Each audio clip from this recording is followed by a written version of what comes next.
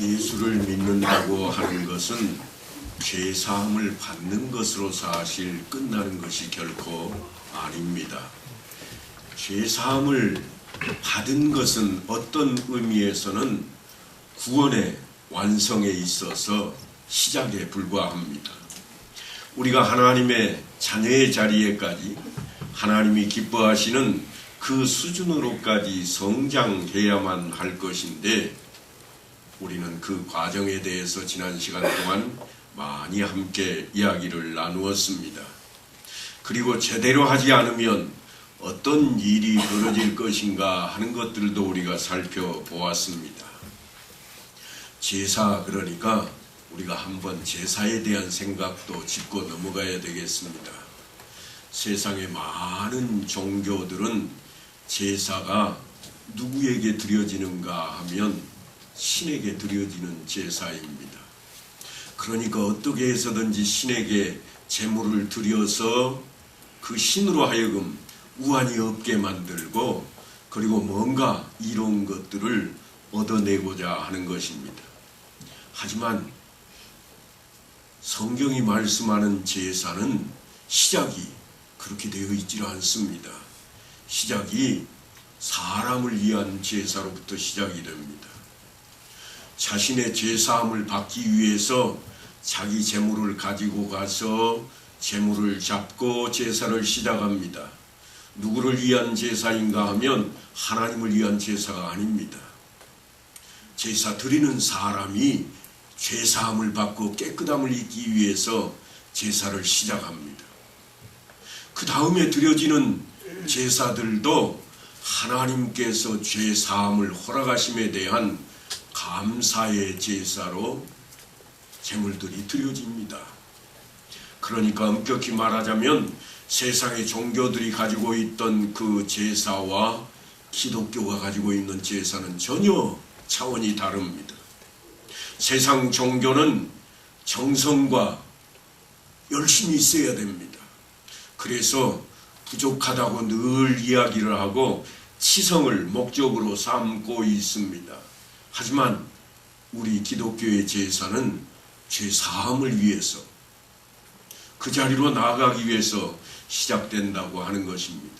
그러니까 예수 그리스도가 왜 그렇게 우리에게 중요한가, 왜 예수를 믿으라고 하는가 하는 것이 바로 이 제사로부터 시작이 되는 겁니다. 예수님께서 우리 죄값을 대신해서 속죄 제물이 되셨기 때문입니다. 하나님이 우리를 위해서 제물이 되신 것입니다. 그러니까 세상의 그 어떤 종교와 비교할 수가 없는 것입니다. 이쯤에서 여기 계신 모든 분들은 이제 하나님의 뜻대로 예수 그리스도를 믿는 믿음대로 살고자 그렇게 다 결심하신 줄을 압니다. 그래서 이제 하나님의 자녀로서 어떻게 성숙하는 자리로 나아가야 할 것인가 하는 행동 지침에 대한 이야기를 좀 하고자 합니다. 어떤 말씀을 어떻게 적용해서 신앙 성숙을 도모할 것인가, 바로 그 말씀입니다. 그 행동 지침으로 맨 먼저 기억할 것은 승리라 말할 수 있을 것입니다.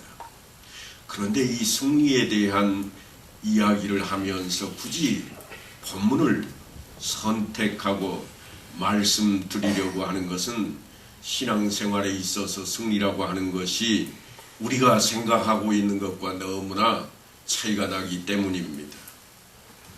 무슨 말씀인가 하면 상대방보다 더 큰 힘을 가지고, 더 지혜로운 전략을 가지고, 새로운 무기를 가지고 있어야 이길 수 있다고 생각하는 그러한 자리에서 우리가 머물면 안 된다고 하는 겁니다.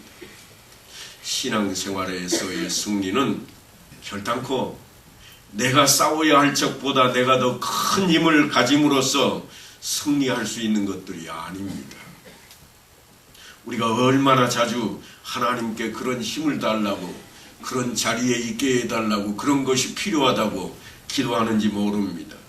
오늘 본문 말씀이 바로 그 부분에 있어서 우리 생각을 바꾸어 놓게 하는 대표적인 그런 말씀일 것입니다.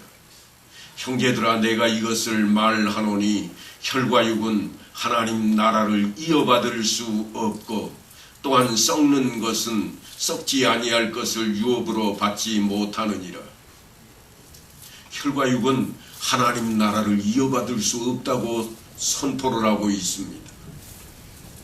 그러니까 우리의 혈과 육으로 하는 그 어떤 것도 하나님 나라를 유업으로 받는 데에 기여가 되는 것이 아무것도 없습니다. 그러면 어떻게 되는 것인가? 오직 하나님 뜻대로입니다. 하나님 뜻대로 있을 때 이루어지는 것이 우리에게 하나님 나라를 이어받는 유업으로 나아가는 길입니다. 아버지 뜻대로 행하는 자라야 하나님 나라에 들어갈 수 있노라 말씀하신 주님의 그 말씀을 결코 놓쳐서는 안 될 것입니다. 유한한 것이 무한한 것을 담을 수 없다는 것은 누구나 다 잘 알고 있습니다. 뿐만 아니라 썩을 것이 썩지 않을 것을 담을 수 없는 것도 다 알고 있습니다. 하나님 나라는 영원한 것이요 썩지 아니할 것입니다. 그러니까 유업으로 받을 우리는 신앙생활을 하는 동안 어떻게 변해야 되는가 하는 것이 대단한 숙제가 되는 자리입니다. 무엇인가 썩을 것에서 썩지 않을 것을 받을 어떤 단계에 도달해야만 할 것인데 우리에게 나타나는 징조를 보면 전혀 그렇지를 못합니다. 우리의 썩을 몸이 예수를 열심히 믿게 되면 몸이 금빛이 난다든가, 아니 어떤 이들은 갑자기 예수를 잘 믿으면 치아가 금으로 변화된다고 외치기도 합니다만 그렇게 되는 것을 성경이 말씀하고 있지를 않습니다. 우리가 조금만 열심을 내면 그냥 물렁물렁한 이 살이 쇠가 되고, 조금 더 열심을 내면 그냥 구리가 되고, 더 열심을 내면 금이 되는가? 아니요, 그렇지 않습니다. 물론 우리는 성경 말씀 때문에 종종 착각을 하기도 합니다. 욥기 23장을 보면 이렇게 기록이 되어 있습니다. 그가 나를 단련하신 후에는 내가 순금과 같이 되어 나오리라. 그러니까 단련을 잘하면 내가 금덩어리로 바뀌는가? 마이더스 손이 아닙니다. 우리 분명히 그래야 될 것 같은데 그렇지를 않습니다.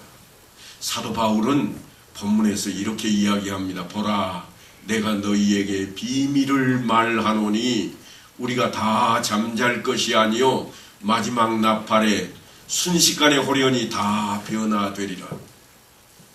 그러니까 우리가 잠들기 전까지는 그냥 이대로 있다는 겁니다. 잊어버리시면 안 됩니다. 열심을 내면 내가 뭔가 확 바뀌어 있는가? 아니요. 하나님께서 허락하지 않으면 우리는 결코 바뀌지 않을 것입니다. 마지막 나팔 소리가 날 때 변한다고 사도 바울은 그렇게 우리에게 교훈을 하고 있습니다. 그러면 그때까지 대부분은 우리가 무엇을 하고 있는가 하면 사도 바울의 말씀처럼 잠을 자고 있습니다. 성경에서 잠을 잔다 하는 이 말씀은 신자들이 죽음을 맞이한 때를 이야기합니다. 생물학적으로 이야기하자면 돌아가셔서 백골이 진토가 되어 있는 것이 살인지 뼈인지 구별할 수 없게 된 것을 말할 때에 영적으로 신령하게 이야기할 때 잠을 잔다 그러는 겁니다. 우리도 다 죽어서 썩을 것입니다. 무엇을 유업으로 받아야 되는가 하면 썩지 않을 하나님 나라를 유업으로 받아야 할 것인데 우리는 썩을 것입니다. 우리가 썩지 아니할 할 것을 받기 위해서는 우리의 썩을 몸이 썩지 아니하는 것으로 점진적으로 바뀌어야 할 것인데 어떤 징조가 나타나야 할 것인데 그런 모습이 없습니다. 오히려 반대로 믿지 않는 사람들과 똑같이 썩어 문드러지고 땅 속에서 다 흙이 되어버립니다. 예수를 믿는데도 불구하고 썩지 않을 것을 유업으로 받아야 하고 다시는 죽음이 없는 영생을 이어받아야 할 사람이 죽어가고 있습니다. 이 말도 안 되는 현실을 누구나 아무도 고민도 하지 않고 그냥 감수합니다. 때 되면 죽겠지. 아니, 때 되면 하나님께서 하늘나라로 불러주실 거야. 이게 우리의 생각이잖아요. 우리가 썩지 않을 것을 받고 혈과육이 아닌 신령한 것을 받기 위해 죽어가고 있다고 하는 사실은 이해할 수 없는 부분입니다. 반드시 죽고 그것이 정한 이치라 성경은 늘 그렇게 설명해 왔습니다. 그러니까 우리가 변화되기 위해서 갖고 있어야 할 것은 사실 아무것도 없습니다. 변화하는데 도움이 되는 것이 우리에게 아무것도 없다는 이야기입니다. 하나님 나라로 들어가는 그 자리에 변화될 때에 내가 금붙이를 아니 시계를 고급진 거 차고 있다고 바뀌는가? 아니요. 아무 소용이 없습니다. 금고에 돈을 가득 채워놓고 있다고 좀 나아지는가? 아니요. 똑같습니다. 우리의 혈과육은 똑같이 썩을 것입니다. 무엇이 흙이고 무엇이니 뼈인지조차도 모를 단계에 들어가서 내가 변화를 기다리는 겁니다. 그 변화는 내가 만들어서 내놓는 게 아닙니다. 내가 열심을 낸다고 더 멋지게 변화되고 열심을 내지 않아서 변화되지 않는 그런 것이 아닙니다. 오늘 본문 바로 뒤쪽에 보면 이렇게 사도 바울이 가르칩니다. 이 썩을 것이 썩지 아니함을 입고 이 죽을 것이 죽지 아니함을 입을 때에는 사망을 삼키고 이기리라고 기록된 말씀이 이루어지리라. 우리가 사망을 이긴 게 아닙니다. 우리가 이긴 게 아니에요. 사망이 누구에겐가 져버리는 겁니다. 결코 내가 이겨서 차지한 자리가 아니라 나는 가만히 있는데 나를 억누르고 있던 그것이 패배해버리고 그냥 내가 드러나게 되는 겁니다. 흙먼지 속에 붙잡고 있던 사망이 그의 권세를 놓치게 되어서 우리가 부활할 것이라고 이야기하고 있습니다. 그러니까 그 부활되는 순간까지 우리는 썩어 있고 또한 누워 있을 뿐입니다. 우리가 뭔가 열심을 내고 달려가지 않습니다. 죽은 자는 시체는 움직일 수 없고 변화될 수도 없습니다. 물론 변화된다고 한다면 따지면 썩는 것 말고는 없습니다. 어떤 징조라도 보여줬으면 좋겠지만 그런 징조가 우리 앞에 나타나지 않습니다.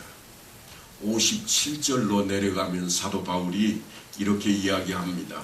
우리 주 예수 그리스도로 말미암아 우리에게 승리를 주시는 하나님께 감사하노라.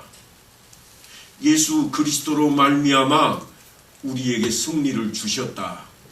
우리가 이룬 게 아닙니다. 누가 이루었는가? 예수 그리스도로 말미암아. 예수님이 이기신 겁니다. 우리가 이긴 게 아닙니다. 이김을 주심으로 이길 뿐입니다. 이것만큼 성경을 통해서 우리 신자들이 기억해야 할 귀중한 말씀을 또다시 없을 겁니다. 신앙생활에서의 전투는 이길 수 있는 힘을 얻어내는 것이 결코 아닙니다. 그럼 무엇인가? 이길 수밖에 없는 싸움을 싸우는 겁니다. 그 싸움이 뭔가? 예수 안에 있는 겁니다. 다른 일을 하는 게 아닙니다. 다른 일에 열심을 내는 게 아닙니다. 그저 예수 안에 있는 겁니다. 예수님께서 늘 말씀을 하셨습니다. 나는 포도나무여 너희는 가지라. 어떻게 하라고요? 가지가 나무에 붙어 있기만 하면 붙어 있는 게 우리의 일입니다. 떠나지 않는 게 우리의 일입니다. 예수를 부인하지 않는 게 우리의 일이라고 말씀하고 있는 것입니다. 그러니까 신자들의 가장 큰 미련함이 뭔가 하면 하나님이 요구하시는 전투가 아닌 다른 전투를 하면서 승리하게 해달라고 늘 조르고 있습니다. 하나님 이거를 좀 주십시오. 그러면 내가 해내겠습니다. 하나님 아시잖아요. 이것만 주시면 내가 결단코 해내겠습니다. 하지만 하나님께서 하신 일이 뭔가 하면 우리를 구원하시는 일입니다. 우리가 구원하는 게 결코 아닙니다. 그런데 우리는 늘 하나님께서 너희는 내 안에 있으라 그러는데 무기를 들고 나가서 다른 데가 싸우고 있습니다. 여기서 싸우면 이길 것이라 이게 우리의 생각입니다. 하지만 하나님께서는 싸움은 내가 싸운다. 성경 이곳저곳에 그 말씀을 하고 있습니다. 이제 우리의 모습을 한 비유를 들어서 설명을 좀 해보겠습니다. 오늘 말씀에 아주 딱 걸맞는 이야기 한 토막을 좀 발견했습니다. 우리의 모습이 어떤가 하는 이야기인데요. 한 마을에 마음씨 착한 할아버지가 한 분 계셨고 그분은 예수를 잘 믿는 분이었습니다. 그런데 그 마을에 마음씨가 아주 악한 사람도 할아버지 한 분이 있었습니다. 그런 예수를 믿지 않습니다. 어느 날 이 두 양반이 의기투합했습니다. 그래서 하는 일이 뭔가 하면 은행을 강탈했습니다. 세상 것을 취했다 그 말입니다. 은행을 강탈해서 돈을 털어왔습니다. 털어왔으니까 어떻게 해야 되겠어요? 둘이 나눠야 됩니다. 악한 마음씨를 가진 이 나쁜 할아버지가 먼저 제안을 합니다. 야, 무게로 달아서 나오자. 나는 큰 마대를 가져다가 지폐를 다 담을 거니까 너는 작은 마대에다가 동전을 좀 덜 수고하고 담아라. 그래서 무게를 달아보니까 지폐하고 동전하고 비슷합니다. 그래서 둘이 나누는데 마음씨 나쁜 할아버지는 지폐가 들어있는 53억을 가져가고 마음씨 착한 할아버지는 동전이 들어있는 530만 원짜리 보따리를 챙겼습니다. 그런데 이 마음씨 좋은 할아버지가 무슨 생각을 하고 있는가 하면 아주 놀라운 생각을 합니다. 어떻게 무슨 생각을 하는가? 예수님이 말씀하시기를 겉옷을 달라 하면 속옷까지 주라 하셨으니 까짓것 지폐를 주자. 불나면 홀딱 타버릴 지폐 가져가서 무엇하랴. 불 나도 타지 않는 이 동전을 가져가자 그랬습니다. 지금 이 사람들이 뭐를 했다고요? 은행을 털었다고요. 그런데 이 할아버지가 예수 믿는 할아버지가 뭐라고 있는가 하면 성경 말씀을 끄집어내고 있습니다. 그래서 동전 보따리를 다 가져가려고 그러는데 이 마음씨 나쁜 할아버지가 또 한 번 더 제안을 합니다. 야, 동전이 조금 더 무거웠잖아. 그러니까 어떻게 하자고 그러는가 하면 야, 나도 우리 손주한테 용돈 좀 줘야 되겠으니 동전을 좀 나눠주라 그럽니다. 그래서 이 마음씨 좋은 할아버지가 뭐라고 그러는가 하면 뭔 소리야, 둘이 나눴잖아. 그랬더니 마음 나쁜 할아버지가 팔을 딱 잡더니 야, 안 주면 너 팔 부러뜨릴 거야. 그래서 마음씨 착한 할아버지가 에이, 그러시면 안 됩니다. 욕심이 잉태한 즉 죄를 낳고 죄가 장성한 즉 사망을 낳는다고 그랬어요. 그러니까 그러시면 안 돼요. 그렇게 이야기를 하다가 팔 부러졌네. 부러졌다는 이야기입니다. 마음씨 좋은 할아버지가 이렇게 외칩니다. 거봐요, 부러졌잖아요. 지금 제가 왜 이야기를 하고 있는가 하면 강도질한 주제에 돈 나누는 데서 갑자기 성경 구절을 끄집어내고 있습니다. 지금 강도질 했다고 그러니까 여러분 아주 나쁜 일 했으니까 그렇거니 생각하시겠습니다만 세상 것을 취하는 것은 하나님께서 바라보실 때 다 똑같습니다. 하나님 이외에 그 어떤 것을 섬기고 그 어떤 것을 향해 나아가는 것도 다 우상 숭배와 같다는 이야기입니다. 그러니까 여기에 등장하는 마음씨 착한 할아버지는 돈도 제대로 챙기지 못하고 예수도 제대로 못 믿는 그러한 사람이 되어버리고 말았습니다. 우리 인생에 있어서 가장 큰 병이 뭔가 하면 그런 나뭇가지 같은 싸움을 우리가 하고 있다는 겁니다. 우리는 열심히 싸워서 이기고 있는 것 같으나 우리가 싸우고 있는 싸움이 하나님께서 원하시고 하나님께서 바라시는 싸움이 아니라 우리의 욕심을 위한 싸움이요, 세상 것을 위한 싸움이요, 썩어지고 없어질 것을 위한 싸움이라고 사도 바울이 이야기하고 있습니다. 우리 교회 장로님 중에는 과수원을 하는 장로님 계십니다. 아니, 집에서 과수를 기르는 분들도 계실 겁니다. 그런데 이 과수는 언제든지 매년마다 때가 되면, 무슨 말씀인가 하면 물이 올라오는 것을 딱 그치면 나무에 칼을 댑니다. 뭘 하기 위해서요? 전지하기 위해서입니다. 가지를 잘라냅니다. 하늘로 향한 것은 다 될 수 있으면 잘라버립니다. 옆으로 점점 퍼지는 것을 남겨놓고는 다 잘라버립니다. 혹시 신안 쪽에 가시는 분이 계시면 유심히 보시면 무화과 나무를 전지를 어떻게 해놓았는가 보실 겁니다. 바닥에 다 잘라버리고 그냥 끌턱만 옆으로 다 퍼져 있습니다. 죽으라고 그랬을까요? 아니요. 과수원 하는 분들은 절대로 나무가 죽으라고 자르지 않습니다. 왜 자르는가? 다음 해에 더 좋은 열매를 더 많이 열리게 하려고 그럽니다. 튼실한 과실을 얻기 위해서 그겁니다. 오직 이유는 그겁니다.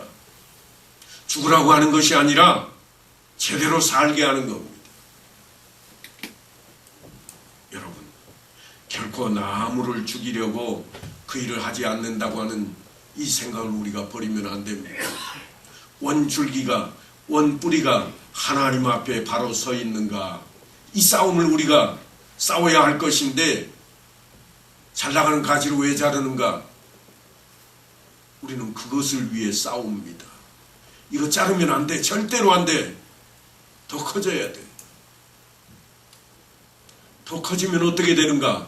점점 밑둥은 썩어져 가고 오래가지 못해서 나무를 없애야 될 지경에 처하고 말 것입니다. 너희는 먼저 그의 나라와 그의 의를 구하라. 주님께서 그렇게 말씀을 하시고 있지만 우리는 늘 그 나라와 그 의보다는 이 땅에서 우리가 무엇을 더 차지할 수 있는가? 내가 그래도 예수를 믿는데 하나님께서 내게 복을 주신다고 하셨는데 복을 주셨으면 내가 차지할 것이 뭔가는 더 있어야 되지 않는가? 이것도 있어야 되고 저것도 다른 사람보다는 훨씬 많은 것이 복받은 것이라 우리의 생각은 늘 그쪽을 향하고 있습니다. 그러나 성경은 주님께서 이렇게 외칩니다. 공중 나는 새를 보라. 들에 핀 백합을 보라. 오늘이 따궁이에 던져질 들풀을 보라.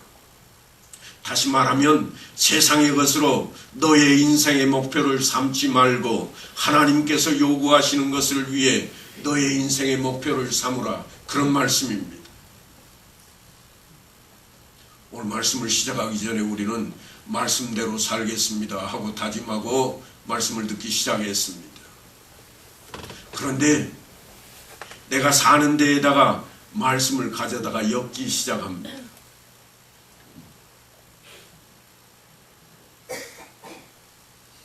좋은 할아버지라고 이야기했던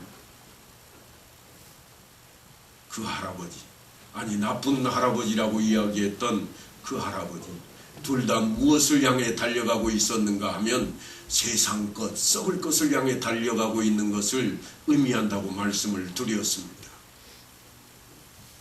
예수를 믿는 자도 믿지 않는 자도 결국에는 썩을 것을 향해 달려가 버리면 썩어버리고 말 것입니다. 우리에게 주어진 싸움은 늘 그런 것들입니다. 자존심의 싸움, 체면을 살리는 싸움, 세상의 권세와 우월감을 누리는 그러한 싸움을 해놓고 하나님 보고는 도와달라고 그럽니다. 내 체면이 말이 아닙니다. 하나님, 이거 좀 도와주소서.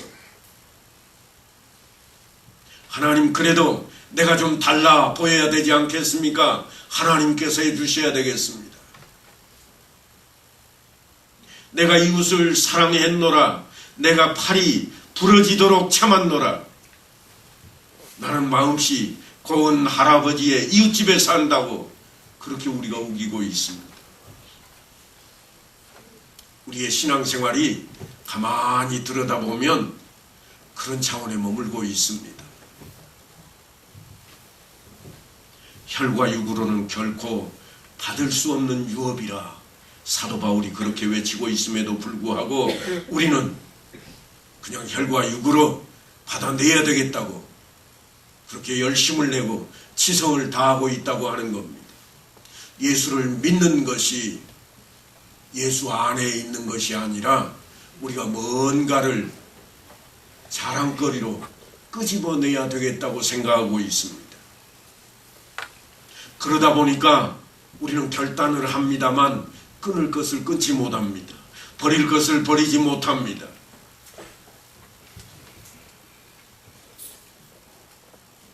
제가 전지작업에 대해서 말씀을 드렸습니다만 영적인 전지작업을 시작해야 되겠습니다. 과감하게 우리의 자랑거리도 잘라내야 됩니다. 하나님 안에서. 자랑하지 말라는 게 아닙니다. 하나님 안에서 하나님을 향한 우선순위에 하나님보다 앞서는 것이 있으면 우리는 모든 것을 잘라내야 됩니다.